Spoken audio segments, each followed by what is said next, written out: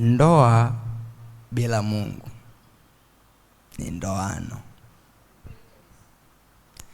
Tusipindishe pindishe. Yaani ndoa bila Mungu ni ndoano. Lazima huko ndani kutakuwa na balaa. Unajua Mungu alivyosema kwamba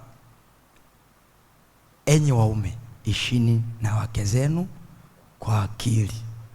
Alafu akasema wanawake wawe na nini? Hekima.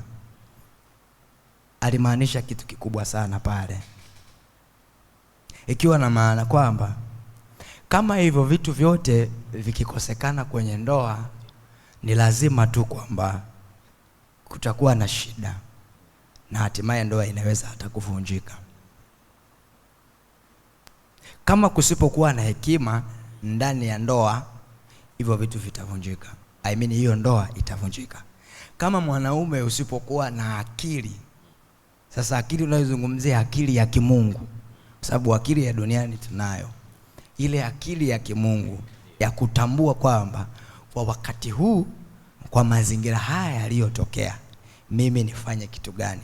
Japokuwa tunajua kwamba hatuwezi kuweka ubinadamu pembeni, huo ubinadamu utakuwepo, lakini katikati ya huo ubinadamu, ile akili ya kimungu iliyoko ndani yako ndiyo ambayo itakusaidia kwa wakati huo ufanye kitu gani.